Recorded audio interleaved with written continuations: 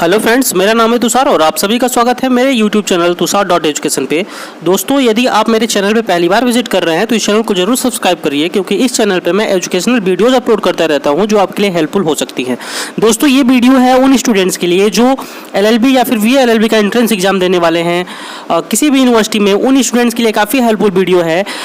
तो ये जो वीडियो है वो रिलेटेड है कॉन्ट्रैक्ट से, लॉ ऑफ कॉन्ट्रैक्ट से।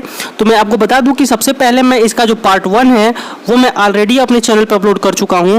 तो आप इस लॉ ऑफ कॉन्ट्रैक्ट का यानी कि भारतीय संविदा अधिनियम का जो पार्ट 1 है लॉ ऑफ कॉन्ट्रैक्ट का, उसको जाके आप सबसे पहले देखें, तब जाके ये वीडियो आपको समझ में आएगी। मैंने उस वीडियो में आपके एंट्रेंस एग्जाम में पूछे जाने वाले हर तरह के क्वेश्चन को बड़े अच्छे से एक्सप्लेन किया हुआ है। तो आप उस वीडियो को जाके जरूर देखें, वो वीडियो आपके लिए निश्चित ही हेल्पफुल होगी। तो इस वीडियो में हम आपसे बात करने वाले हैं essentials of a contract. Essentials of a contract, देखिए मैंने आपको पहले ही बोला कि मैं इस टॉपिक से रिलेटेड एक वीडियो ऑलरेडी अपलोड कर चुका हूं मेरे चैनल पे। तो आप जाके उस वीडियो को देखिए। उस वीडियो में मैंने हर एक चीज़ को बड़े ही अच्छे से समझाया है। तो उसके आगे मैं आपसे बात करूंगा इस वीडियो में। देखिए, मैंने उस वीडियो में आपको बताया है कि कॉन्ट्रैक्ट क्या होता है और बहुत सारे चीज़ों को मैंने बताया है जो आपके एंट्रेंस एग्जाम के लिए हेल्पफुल हो सकती हैं। तो देखिए, इस वीडियो को मैं वहीं से आगे से ही बताऊँगा, चीज़ों को एक्सप्लेन मैंने वहाँ पे किया है, तो आप वहाँ से देख सकते हैं।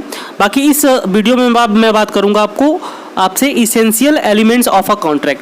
देखिए, जब एक संविदा की जाती है तो एक संविदा वैलिड हो इसके लिए कौन कौन सी चीज़ें ज़रूरी हैं, कौन कौन सी चीज़ें रहेंगी एक कॉन्ट्रैक्ट के अंदर, एक संविदा के अंदर, तो वो एक वैलिड कॉन्ट्रैक्ट यानी कि वैध संविदा कही जाएगी। तो उस चीज़ के बारे में हम आपसे बात करेंगे। इस टॉपिक से भी आपके एंट्रेंस एग्जाम में क्वेश्चन पूछता है, तो इस टॉपिक को भी आप बड़े ही ध्यान से देखिएगा और इस वीडियो में अंत तक बने रहिएगा। और ये वीडियो आपको पसंद आए तो इस वीडियो को जरूर लाइक कर दीजिएगा और इस चैनल को सब्सक्राइब करना बिल्कुल मत भूलिएगा, क्योंकि इस चैनल से आपको आपके एंट्रेंस एग्जाम में निश्चित ही फायदा होगा। देखिए, तो मैं बात कर लूँ आज के टॉपिक में।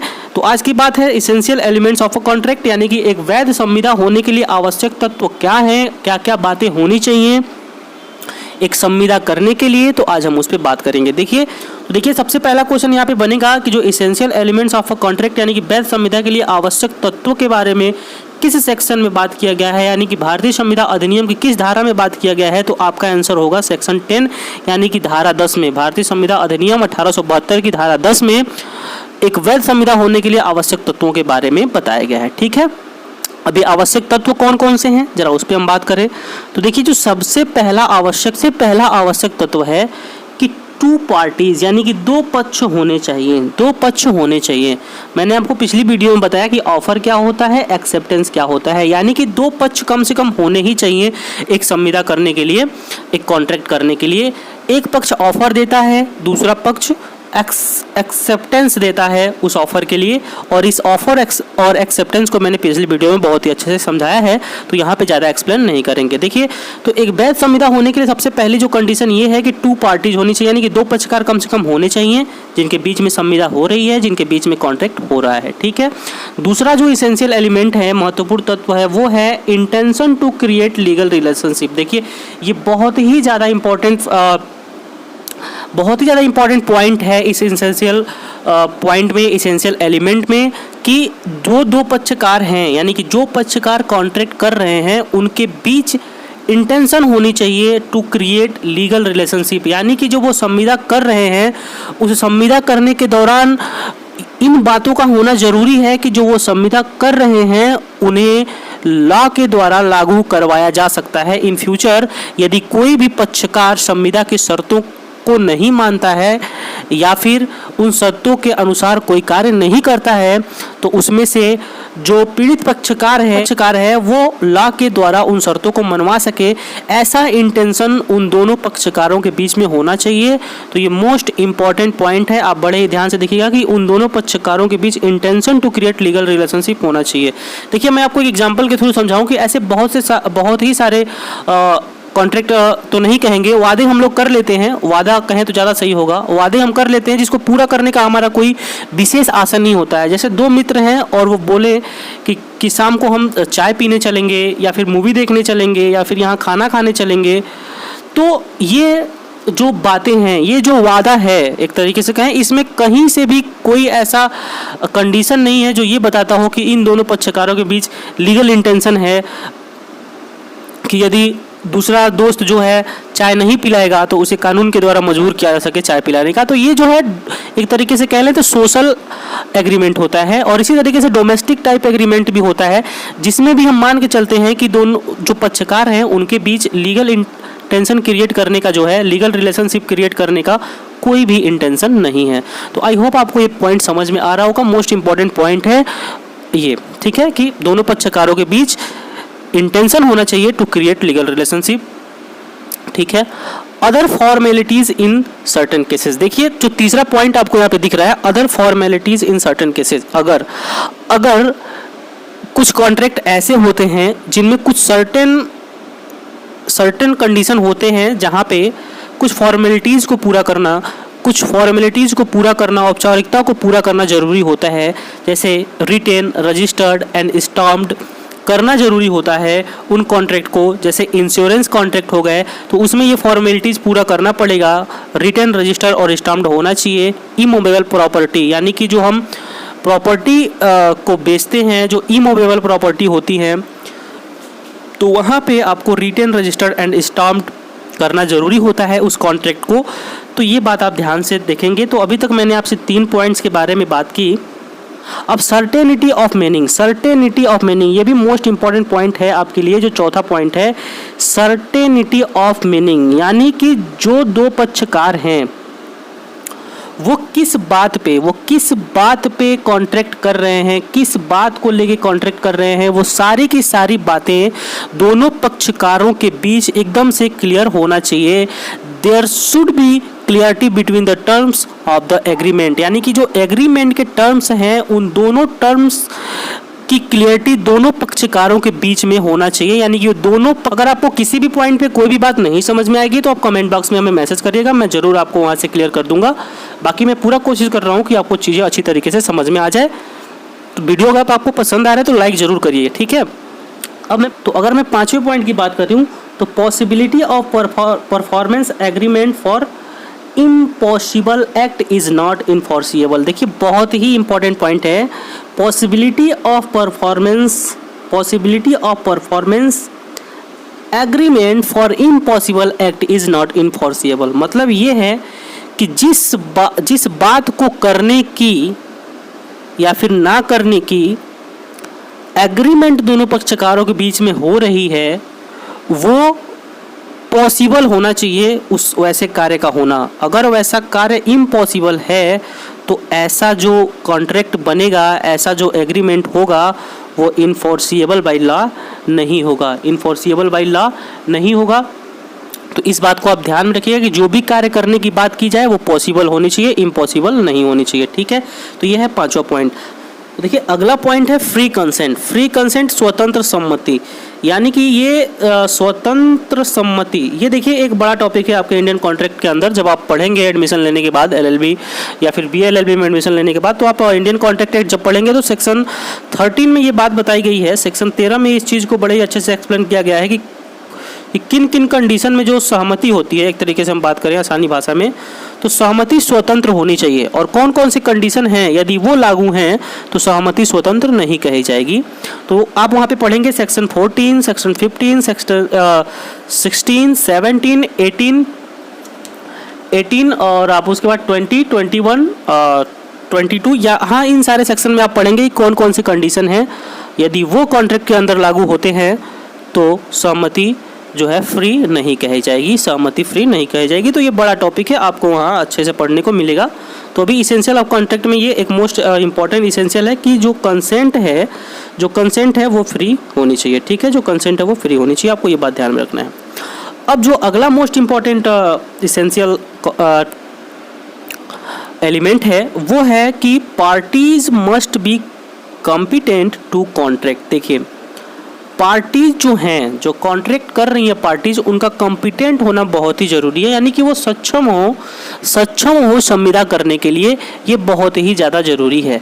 अब यहाँ पे ध्यान दीजिए कि कैसे पक्षकारों को हम सक्षम बोलेंगे कि वो संविदा करने के लिए सक्षम है। देखिए यदि पक्षकार मेजर है यानी कि उसने 18 वर्ष की आयु पार कर ली है या फिर वो 18 वर्ष का है, वो साउंड माइंड है, स्वच्छ चित्त है और वो नॉट अदरवाइज डिस्क्वालीफाइड, यानी कि वो और किसी विधि के द्वारा डिस्क्वालीफाइड नहीं किया गया है। तो मैंने आपको यहाँ पे बताया कि कौन कौन से पार्टीज कॉम्पिटेंट होंगे कॉन्ट्रैक्ट करने के लिए। तो पहला जो पॉइंट मैंने आपको बताया कि पार्टी को क्या होना चाहिए, मेजर होना चाहिए। मेजर होना चाहिए नहीं कि 18 वर्ष की आयु पूरा कर चुका हो या फिर वो 18 वर्ष का हो। और दूसरा बात, वो साउंड माइंड का होना चाहिए। साउंड माइंड का मतलब होना चाहिए कि वो स्वच्छ चित्त होना चाहिए, स्वस्थ चित्त होना चाहिए। अब देखिए, ये स्वच्छ चित्त का मतलब हुआ कि जब वो कॉन्ट्रैक्ट कर रहा है तो कॉन्ट्रैक्ट के सारे कंडीशन, सारी शर्तें उसे अच्छी तरीके से समझ में आ रही हैं, तो माना जाएगा कि वो जो पक्षकार है वो स्वच्छ चित्त है। ठीक है, तो ये चीज़ है कि सारा का सारा कंडीशन, सारी शर्तें यदि किसी पक्षकार को समझ में आ जा रही हैं तो इसका मतलब ये है कि वह स्वच्छ चित्त है। ठीक है, तो साउंड माइंड होना चाहिए at the time of contract. जब वो कॉन्ट्रैक्ट कर रहा है तो उसे स्वच्छ चित्त होना चाहिए, भले ही वो बाद में ऐसे मनस्थिति में आ जाए कि उसे चीज़ें समझ में ना आ रही हो, लेकिन जिस वक्त वो कॉन्ट्रैक्ट कर रहा है उस वक्त उसका साउंड माइंड होना जरूरी है। तो ये, और वो किसी विधि के द्वारा डिस्क्वालीफाई नहीं किया गया है, तो ऐसे व्यक्ति को हम बोलते हैं कि वो कॉम्पिटेंट है। तो मोस्ट इंपॉर्टेंट पार्ट आपके लिए बनता है parties must be competent. Parties must be competent यानी कि जो पक्षकार हैं वो सक्षम होने चाहिए संविदा करने के लिए। ठीक है, अब देखिए अगला पॉइंट जो है वो भी मोस्ट इंपॉर्टेंट है, बड़े ध्यान से सुनिएगा। ये सारे टर्म्स, ये सारे टॉपिक्स आपको मिलेंगे जब आप एडमिशन ले लेंगे लॉ डिपार्टमेंट में, या फिर चाहे आप BA LLB मिले या फिर LLB मिले, तो आपको सारे टॉपिक्स बड़े अच्छे से एक्सप्लेन करके पढ़ाए गए हैं। तो अभी जो जितना आपके लिए ज़रूरी है आपके एंट्रेंस एग्जाम के लिए, मैं उतने ही बातों पे फोकस करा रहा हूँ आपका, ताकि आपके एंट्रेंस एग्जाम में आप अच्छा कर पाएँ। तो 8वां जो पॉइंट है वो आपके लिए लॉफुल कंसीडरेशन। लॉफुल कंसीडरेशन, देखिए मैं आपको बार बार कह रहा हूँ कि आप मेरी पहली वीडियो देखिए। जब आप पहली वीडियो देख के आएंगे तो आपको चीज़ें बड़ी अच्छी तरीके से समझ में आएंगी। मैंने आपको वहाँ से बताया था कि जब हम एग्रीमेंट करते हैं, जब हम कॉन्ट्रैक्ट करते हैं, तो वहाँ पे कंसीडरेशन का होना बहुत ज़रूरी है। कंसीडरेशन का मतलब क्या होता है वो मैंने पहले वीडियो में एक्सप्लेन किया हुआ है। तो देखिए लॉफुल कंसीडरेशन, देखिए जब दो पक्षकार जब एग्रीमेंट करते हैं, कॉन्ट्रैक्ट करते हैं, तो उसमें कंसीडरेशन का होना बहुत ज़रूरी होता है। ठीक है, कंसीडरेशन का मतलब होता है कि एक पक्षकार दूसरे पक्षकार के लिए कुछ करे और दूसरा पक्षकार पहले पक्षकार के लिए कुछ करे। अब वो एक तरीके से कहें तो समथिंग इन रिटर्न होता है, वो किसी भी रूप में हो सकता है। तो कंसीडरेशन का मतलब ये होता है। अब यहाँ पे जो कंसीडरेशन है उसका लॉफुल होना बहुत ज़रूरी है। लॉफुल का मतलब ये होगा कि कोई ऐसा कार्य ना किया जा रहा हो उस संविदा के द्वारा जो विधि के द्वारा निषिद्ध है, यानी कि विधि के द्वारा मनाही है उस कार्य को करना। जैसे मैं आपको एक एग्जांपल के तौर पे समझाऊं कि दो पक्षकार हैं, वो किसी के मर्डर करने की बात करते हैं, मर्डर करने या कॉन्ट्रैक्ट करते हैं। तो यहाँ पे ध्यान दीजिएगा, और उस मर्डर करने के उद्देश्य से कॉन्ट्रैक्ट करते हैं। तो मर्डर करना जो है, मर्डर करना ये लॉ के द्वारा प्रोहिबिटेड है, यानी कि मनाही है, निषिद्ध है। तो यहाँ पे जो यहाँ आप तरीके से हम बात कर लें तो यहाँ जो उद्देश्य है इस संविदा का, यहाँ से एक टॉपिक मैं और ऐड कर लेता हूँ, लॉफुल ऑब्जेक्ट और लॉफुल कंसीडरेशन, इन दोनों को मिला के पढ़ लेते हैं। कंसीडरेशन और लॉफुल ऑब्जेक्ट, इस एग्जांपल में मैंने बताया कि एक व्यक्ति दूसरे व्यक्ति को मारने की संविदा करता है और उसको कुछ रुपए देने की बात करता है। तो यहाँ पे कंसीडरेशन हो गया जो रुपया, ए के लिए क्या हो गया कि बी उस व्यक्ति को मारेगा, ये कंसीडरेशन हो गया ए के लिए। और बी के लिए क्या हो गया कि उस व्यक्ति को मारने के लिए बी ए को 5 लाख 10 लाख जो भी शर्त हो उसके अनुसार उसे पैसा देगा। तो यहाँ पे देखिए जो कंसीडरेशन है ये लॉफुल नहीं है, क्योंकि लॉ किसी व्यक्ति को मर्डर करने की अनुमति नहीं देता है। तो ऐसे बहुत से कार्य हो सकते हैं जो लॉ के द्वारा मनाही है, और उसे करने की यदि बात की जाए तो वो लॉफुल कंसीडरेशन नहीं है, और किसी संविदा में ऐसी बात की गई है तो वो संविदा भी वैलिड नहीं रहेगी। और लॉफुल ऑब्जेक्ट की बात करें तो इसी एग्जांपल में उस कॉन्ट्रैक्ट का ऑब्जेक्ट क्या है कि किसी व्यक्ति को मारना, तो ये भी लॉफुल नहीं है। तो इस तरीके से यदि लॉफुल कंसीडरेशन और लॉफुल ऑब्जेक्ट नहीं है, विधिपूर्ण उद्देश्य और विधिपूर्ण प्रतिफल नहीं है, तो ये संविदा वैलिड संविदा नहीं कही जाएगी। तो ये मोस्ट इंपॉर्टेंट इसेंशियल एलिमेंट्स बनते हैं। ठीक है, तो आइए अगले पॉइंट की बात करते हैं। अगला पॉइंट है 10 नंबर का point, agreement must not be expressly declared void by the contract act itself. और कॉन्ट्रैक्ट एक्ट के किसी विधि के द्वारा ये जो कोई भी कॉन्ट्रैक्ट अगर वाइड यानी कि शून्य घोषित नहीं किया जाना चाहिए, बाय द अदर लॉ या फिर किसी और लॉ के द्वारा यदि कोई नियम है, कोई कानून है और उस विधि के द्वारा भी किसी कॉन्ट्रैक्ट को वाइड घोषित नहीं किया गया होना चाहिए। तो मैंने अभी आपसे बात की टोटल 10 पॉइंट्स पे, आइए जरा उसका क्विक रिवीजन ले लेते हैं। तो मैंने आपको बताया कि जो ये essential elements of a contract दिया हुआ है, इसके लिए यानी कि वैलिड कॉन्ट्रैक्ट होने के लिए, एक वैध कॉन्ट्रैक्ट होने के लिए कौन कौन से कंडीशन होने चाहिए। तो पहले पे मैंने आपसे बात की कि 2 पार्टीज होने चाहिए, उनका इंटेंशन होना चाहिए create to legal relationship, other formalities अगर हैं तो उसका पूरा होना जरूरी है, और सर्टेनिटी ऑफ मीनिंग, उनके कंडीशन की क्लियरिटी होनी चाहिए, और पॉसिबिलिटी होनी चाहिए उस कार्य को करने की। अगर इम्पॉसिबल है तो वो जो है लॉ के द्वारा इन्फोर्सिबल नहीं है। और उसके बाद मैंने बोला 6वें पॉइंट पे free consent, parties must be competent, यानी कि पार्टीज का सक्षम होना जरूरी है, लॉफुल कंसिडरेशन और लॉफुल ऑब्जेक्ट का होना जरूरी है। उसके बाद मैंने आपसे 10वें पॉइंट पे बात की कि और वो किसी विधि के द्वारा, चाहे वो लॉ ऑफ कॉन्ट्रैक्ट का हो या फिर किसी भी विधि के द्वारा वाइड यानी कि शून्य घोषित नहीं किया गया हो। तो ये सारे इंपॉर्टेंट इसेंशियल एलिमेंट्स थे आपके एक वैलिड कॉन्ट्रैक्ट होने के लिए। आई होप आपको ये वीडियो पसंद आई है, और ये वीडियो पसंद आई तो इस वीडियो को जरूर लाइक करिएगा, बिना लाइक किए मत जाइएगा। इस चैनल को जरूर सब्सक्राइब कर लीजिएगा, क्योंकि इस चैनल से आपके एंट्रेंस में निश्चित ही फायदा होगा। मैं आपको लीगल एप्टीट्यूड पढ़ा रहा हूँ और आपके लेवल के हिसाब से पढ़ा रहा हूँ। आपके सारे क्वेश्चन अटेम्प्ट होंगे लीगल एप्टीट्यूड के सेक्शन से, तो बने रहिए मेरे साथ, इस चैनल को सब्सक्राइब करिए। मिलते हैं किसी और वीडियो में, तब तक के लिए जय हिंद, जय भारत, टेक केयर।